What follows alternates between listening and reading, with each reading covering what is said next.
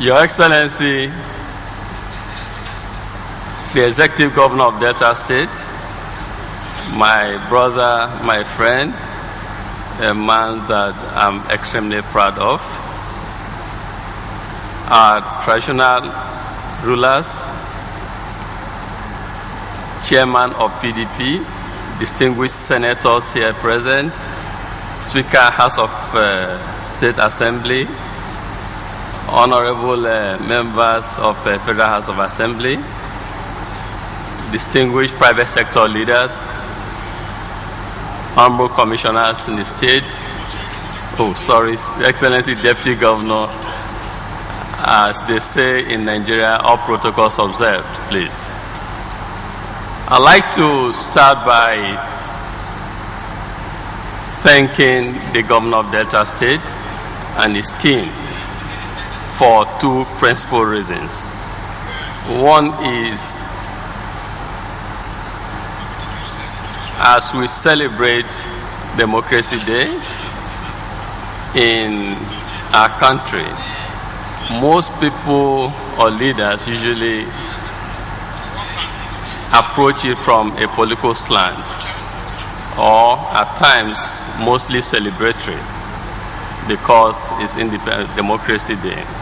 But here in Delta, we have our governor and his team who have thought it wise and feel that instead of just having parties to mark the Democracy Day, that they should do something that I consider extremely catalytic and something that is foundational, which is to organize a forum like this to further bring to the fore the importance of the bottom in our economic endeavor as a people, as a state, and as an economy.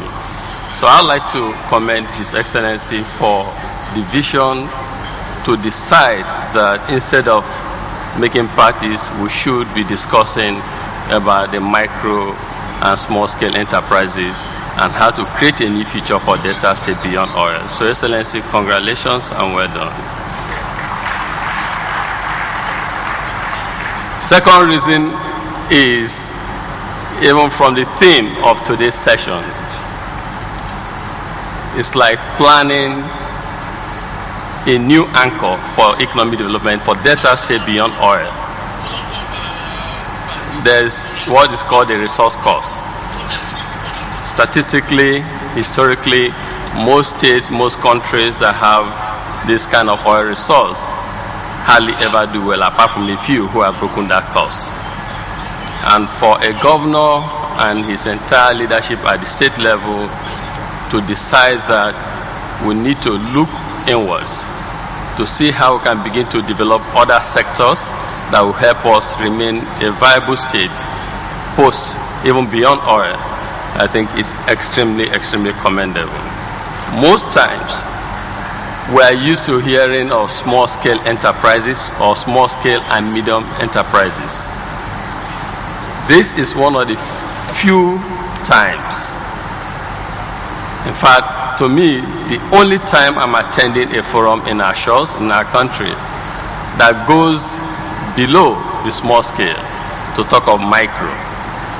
We talk of microfinance everywhere, every time, but this is not just talking about microfinance, it's talking about micro businesses. It is unique, it's different, it is bottom-up entrepreneurship, it's bottom-up economic development, and this is exactly the economic practice that is sustainable. So I think for our people of Delta State, all we need to do is to encourage the state government, the governor and his team to encourage on this path. We need to engage our people. I tell people always that one of the reasons we have crime in societies is because there's no economic hope. Economic hope is best democratized when you take it down. Not many people are able to set up big companies, high-tech companies. But when we begin to give priority and attention and emphasis and focus to the rural, the micro businesses, then we begin to, in my viewpoint, fundamentally address the issue of economic development, issue of crime, issue of unemployment, issue of youth engagement, etc. So I'd like to commend our governor for this and his team. When I got this invitation, I asked myself, beyond looking at the micro, small scale, and medium scale enterprises for data beyond oil, what should one really be talking about? And I thought I should remind us briefly about our history as a state and take it from there and allow today's speakers to help us do more justice to this discussion. First, Delta State, as we all know, is a very rich state, rich in terms of our natural endowments, rich in terms of the caliber of people we produce. In fact, I say to people that Delta produces an inordinate number of human capital for this country. If you look at the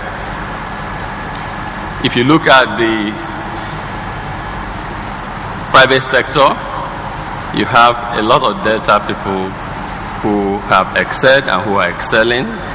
At no point in time do you have less than 5-6 Delta State indigenes as CEOs of Nigerian banks, for instance. If you look at the top 20 in terms of market capitalization of Nigerian Stock Exchange, at least about 30% of those companies are also run by Delta State indigenes. So from private sector perspective, Delta State has really done so much in terms of human capital development and contribution to this country's development. If you look at the public sector also at federal level, I need not tell you our children who are playing key roles at the federal level. And this is part of a resource endowment in Delta State that we need to be proud of, and we also need to exploit in charting ahead the course for our economic development. In terms of population, we have a population of 4.5 million, and this is not small. Delta at 4.5 million population is bigger than 19 other African countries. So we're not a small, we're a mini country in Nigeria. Now, if you look at the GDP of Nigeria, of Delta State has about $16.8 billion in terms of GDP. Again, compared with other African countries, this is about, it means Delta State is bigger or larger in terms of economic size than about 30 other African countries.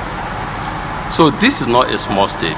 In terms of geographical location of Delta State, we have a lot of some African countries that are landlocked countries.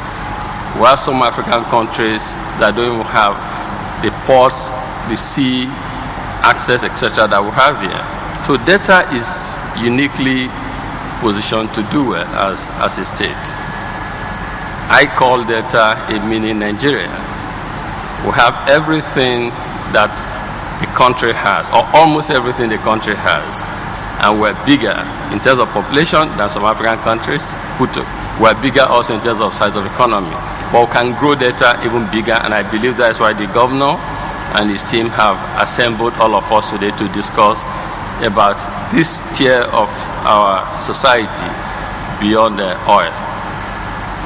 But let's look back to where we started from.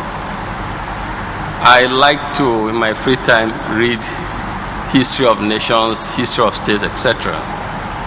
And for Delta State, my history recollection tells me that way back to 1800 and 1800, between 15 and 1800, we had slavery. So in terms of economic history, Delta as a state has been quite active. But slavery, unfortunately, is not the kind of positive economic activity that we're proud of.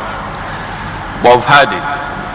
Unfortunately, it came with its own scare. It depleted our resources.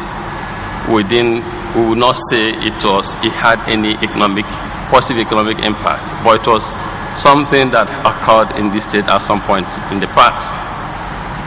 We also had, around the 1990s, early 90s, palm oil trade between Delta and the rest of the world. But in this case, and someone talked about the knife for the palm oil, in this case, more of extraction, more of taking the oil. We're not producing the oil or processing it in Nigeria or in Delta State. And so it was more of taking away and no value is added, because in the production chain, it is that level area sector where you produce, process, that you create value for the local economy. So nothing really happened in terms of economic benefits to us. Then post or from late 90s is advent of oil also from the 90s. And again, that is about extraction and not necessarily adding real value to our local economy.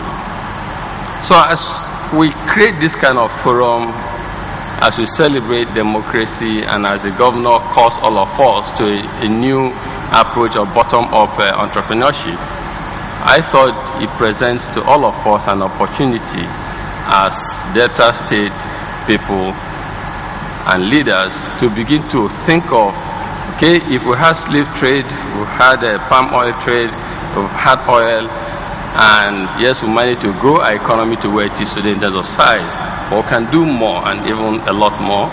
And that's why the governor is calling us here today to say, what do we do as a state going forward? That we need to maybe begin to think of a new paradigm, new way of doing things. In my world, I have come up with a certain terminology I call Afri-capitalism, which is, or for what we're doing today, let's call it Delta capitalism. It's more of how we can redo things for maximum benefits of society. How can we make investments that will help to create economic wealth, that will create economic prosperity, as well as create social wealth for everyone? To do this, there are 4 pillars we need to build on. And I'd like to share this briefly before I leave. First is what I call